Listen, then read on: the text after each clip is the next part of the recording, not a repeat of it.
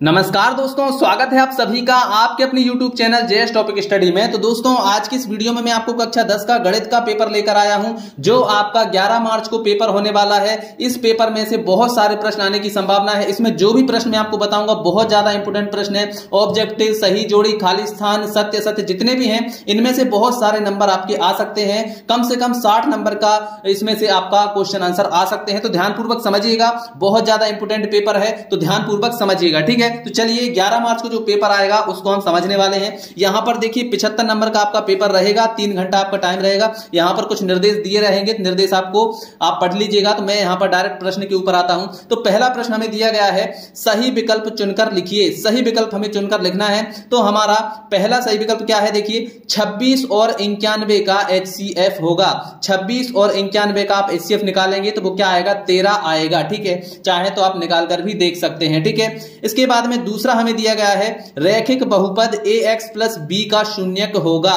तो आपको पता है रैखिक बहुपद का जो शून्यक है वो क्या होता है, -b/a होता है। अगला देखते हैं, तीसरा वाला ऑब्जेक्टिव है यहां पर, जब a1/a2 बराबर b1/b2 बराबर नहीं c1/c2 हो तो रैखिक समीकरण युग्म a1x plus b1y plus c1 बराबर 0 तथा a2x plus b2y plus c2 बराबर 0, इसके कौन से हल होंगे वो हमें बताना है। तो यहां पर ये वाला जब कंडीशन होती है तो वहां पर क्या होता है, समीकरण का कोई भी हल नहीं होता, ठीक है। इसके बाद में अगला है, AP 2 7 12 का सर्वांतर है। इसका सर्वांतर हमें बताना है, ठीक है। तो यहां पर देखिए 2 में 5 जोड़ेंगे 7 आएगा, 7 में 5 जोड़ेंगे 12 आएगा, ठीक है। तो इसका सर्वांतर कितना है, 5 है। तो ये आंसर इसका हो जाएगा 5, ठीक है। इसके बाद में अगला है, यदि एक बिंदु P से O तक केंद्र वाले किसी वृत्त पर PA PB स्पर्श रेखाएं परस्पर 80 डिग्री के कोण पर झुकी हों तो कोण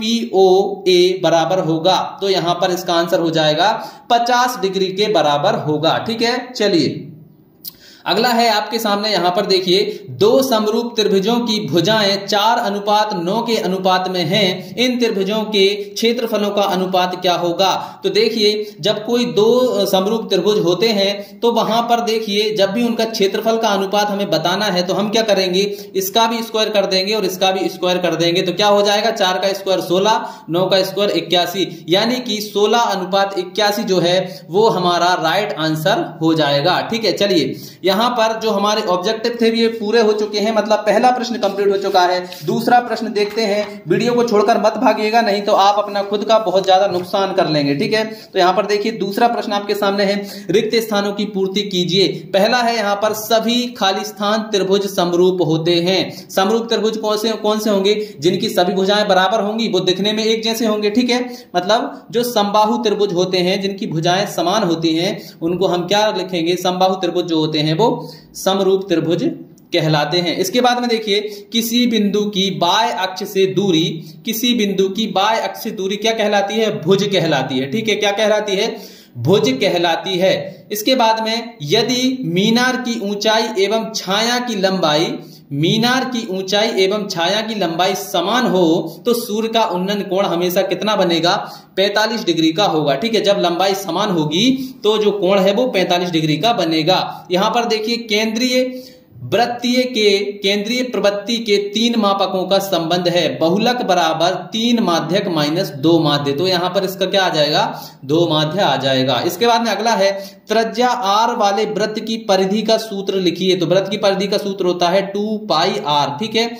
इसके बाद में अगला है, किसी असंभव घटना की प्रायिकता सदैव क्या होती है, शून्य होती है। भाई जो घटना होनी ही नहीं है उसकी प्रायिकता क्या होगी, शून्य होगी, 0 होगी, ठीक है। अगला है देखिए तीसरा प्रश्न आपके सामने, सही जोड़ी बनाइए। सही जोड़ी बनाना है तो यहां पर पहला देखिए क्या है, 1 प्लस कॉट स्क्वायर थीटा। तो इसके बराबर में क्या होता है, कोसेक स्क्वायर थीटा होता है। अगला है देखिए cos 90 माइनस थीटा बराबर क्या होता है, साइन थीटा होता है। तो देखिए इसकी जोड़ी साइन थीटा से हमने मिला दी है।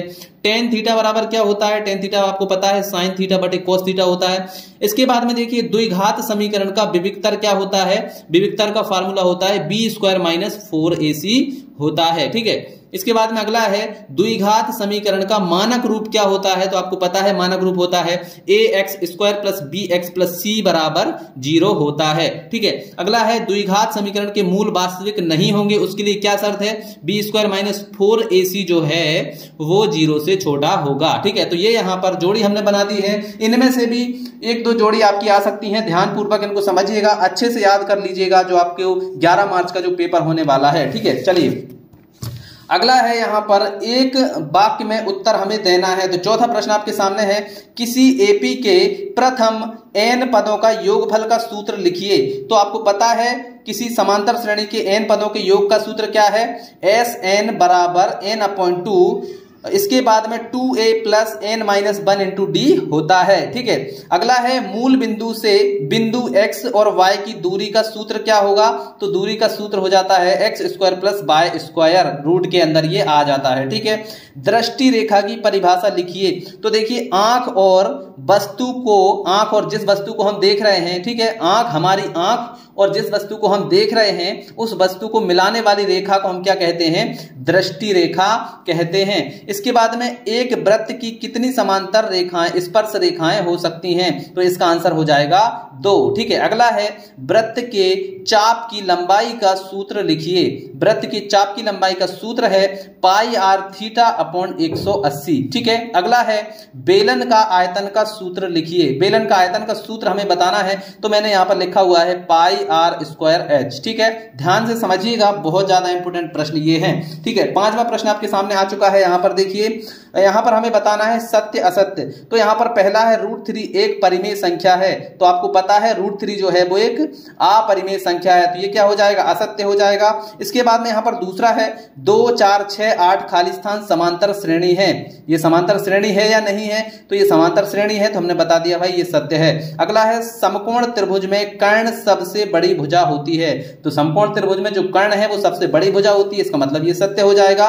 बिंदुओं -4 6 एवं 4 -6 के मध्य बिंदु के निर्देशांक क्या होंगे, 0 0 होंगे, ये सत्य है। ठीक है, अगला है यहां पर बेलन का वक्र पृष्ठ का सूत्र क्या होता है, πr/h होता है। ठीक है, 2πr/h होता है, तो ये सत्य है। अगला है किसी घटना की प्रायिकता ऋणात्मक भी हो सकती है। किसी भी घटना की प्रायिकता कभी भी नेगेटिव नहीं हो सकती, यानी ऋणात्मक नहीं हो सकती। ठीक है, लेकिन इसमें दिया गया हो सकती है, तो ये असत्य हो जाएगा। ठीक है, तो ये हमारे जो ऑब्जेक्टिव वाले क्वेश्चन थे, जो हमारे सही विकल्प थे, जो हमारे एक वाक्य में उत्तर थे, जो सत्य सत्य थे, वो हमने कंप्लीट कर लिए हैं। अब आते हैं यहाँ पर हमारे 2-2 अंकों वाले प्रश्न। इनको देख लीजिए, इनको मैं अभी सॉल्व करके नहीं बता रहा हूं, अभी मैं आपको बता रहा हूं कि जो इंपोर्टेंट प्रश्न है इनको आपको देख लेना है, फिर आप घर पे प्रैक्टिस कीजिएगा। ठीक है, अगर आप चाहेंगे तो आप कमेंट कर दीजिएगा, तो मैं आपको इनको हल करके भी बता दूंगा। ठीक है, अभी आपका 11 मार्च में 1-2 दिन का समय है, तो आपको इनको हल करने का टाइम भी मिल जाएगा। ठीक है, बाकी अपनी बुक से आप हल कर सकते हैं। 6वां प्रश्न देखिए,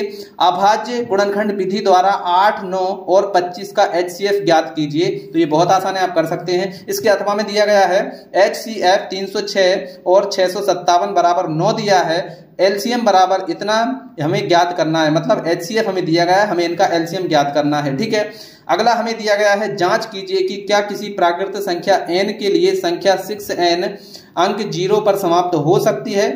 तो ये अगर आपको आता है ये कर सकते हैं। इसके अथवा में दिया गया है व्याख्या कीजिए कि ये भाज्य संख्या है। ठीक है, हमें ये बताना है, इनको गुणा करेंगे तो कोई यहाँ पर भाज्य संख्या आएगी या अभाज्य संख्या आएगी। ठीक है, चलिए अगला देखते हैं। यहाँ पर आपका जो पेपर है बहुत आसान है, बस आपको प्रश्नों को देख लेना है और अच्छे से इनको सॉल्व कर लेना है, प्रैक्टिस कर लेना है, तो आप बहुत अच्छे नंबरों से पास हो जाएंगे। अगला है देखिए, द्विघात बहुपद x² प्लस 7x प्लस 10 के शून्य ज्ञात कीजिए। इसके हमें शून्य ज्ञात करना है, बहुत आसान तरीके से निकल जाते हैं। इसके बाद में अगला आपको अथवा में दिया गया है, किसी बहुपद px के लिए y बराबर px का ग्राफ आकृति में दिया गया है, तो px के लिए शून्यकों की संख्या ज्ञात कीजिए। तो इसको भी आप प्रैक्टिस कर लीजिएगा, नहीं आता है तो कमेंट करिएगा, मैं आपको इसको सॉल्व करके दिखा दूंगा। अगला है देखिए, एक द्विघात बहुपद ज्ञात कीजिए जिसके शून्यकों का योग तथा गुणनफल क्रमशः ये है। ठीक है, तो ये यहां पर द्विघात बहुपद हमें ज्ञात करना है। ये भी अगर आपको नहीं आता है कमेंट करिए, मैं समझा दूंगा। इसके बाद में द्विघात बहुपद 4u² प्लस 8u के शून्य ज्ञात कीजिए, हमें इसके शून्य बताना है।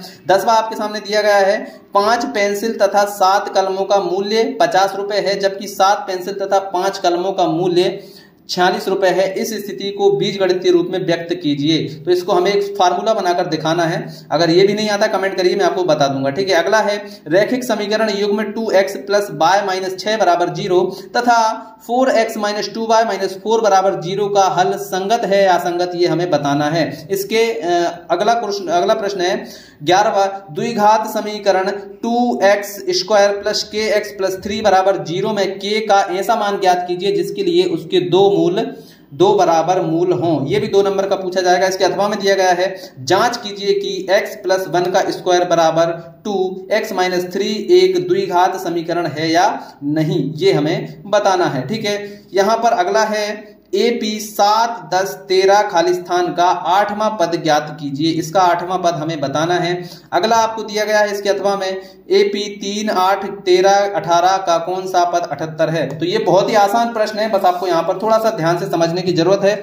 चलिए अगला प्रश्न देखते हैं।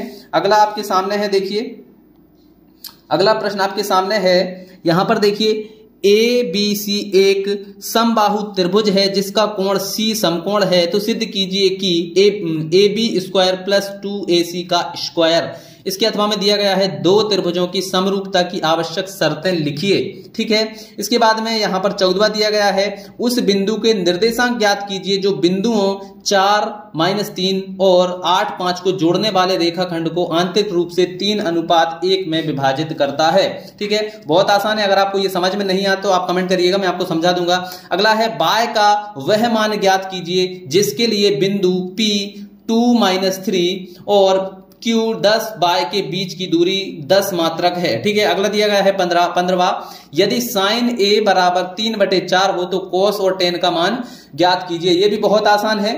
चलिए अगला है इसके अथवा में निम्नलिखित का मान निकालिए। sin 30 degree cos 60 degree plus sin 60 degree और cos 30 डिग्री का मान हमें बताना है। तो इसमें आप मान रखेंगे और इसका आंसर बता देंगे। ठीक है, 16वां आपको दिया गया है 2 खिलाड़ी संगीता और रेशमा टेनिस का एक मैच खेलते हैं। यह ज्ञात कीजिए कि संगीता द्वारा मैच जीतने की प्रायिकता 0.62 है तो रेशमा की जीतने की प्रायिकता क्या होगी, ये हमें बता देना है। ठीक है, अगला आपके सामने है, देखिए एक पासे को एक बार फेंका जाता है, एक विषम संख्या प्राप्त करने की प्रायिकता ज्ञात कीजिए। ठीक है, तो ये भी आप बहुत आसानी से कर सकते हैं। 17वां आपके सामने है, एक थैले में 2 लाल और 5 काली गेंदें हैं। इस थैले में से एक गेंद यादृच्छा निकाली जाती है, इसकी प्रायिकता क्या है कि गेंद लाल हो या लाल नहीं हो। ठीक है, इसके अथवा में दिया गया है एक चित्त प्राप्त करने की प्रायिकता ज्ञात कीजिए जब एक सिक्के को एक बार उछाला जाता है, साथ ही एक पट प्राप्त करने की प्रायिकता ज्ञात कीजिए। अगला है आपके सामने यहाँ पर 1.5 मीटर लंबा एक लड़का 30 मीटर ऊंचे एक भवन से कुछ दूरी पर खड़ा है। वह ऊंचे भवन की ओर जाता है, तब उसकी आंख से भवन के शिखर का उन्नयन कोण 30 डिग्री से 60 डिग्री हो जाता है। बताइए कि वह भवन की ओर कितनी दूर तक चलकर गया है। ठीक है, तो यहाँ पर ये 18 प्रश्न है और ये 3 नंबर का आएगा। अगला प्रश्न देखते हैं। यहाँ पर अगला प्रश्न आपके सामने है, तो देखिए यहाँ पर अगला प्रश्न क्या है, अथवा में दिया गया है। यहाँ पर देखिए आंधी आने से एक पेड़ टूट जाता है और टूटा हुआ भाग इस तरह मुड़ जाता है कि पेड़ का शिखर जमीन को छूने लगता है और इसके साथ में 30 डिग्री का उन्नयन कोण बनाता है। पेड़ के पाद बिंदु की दूरी जहां पेड़ का शिखर जमीन को छूता है 8 मीटर है। पेड़ की ऊंचाई ज्ञात कीजिए। पेड़ की ऊंचाई हमें बताना है। ठीक है, इसके बाद में यहाँ पर 19वां दिया गया है, सिद्ध कीजिए कि बाह्य बिंदु से वृत्त पर खींची गई स्पर्श रेखाओं की लंबाइयां बराबर होती हैं। ये भी 3 नंबर का पूछा जाएगा। अथवा में दिया गया है 2 संकेंद्रीय बिंदु की त्रिज्याएं 5 सेंटीमीटर तथा 3 सेंटीमीटर हैं।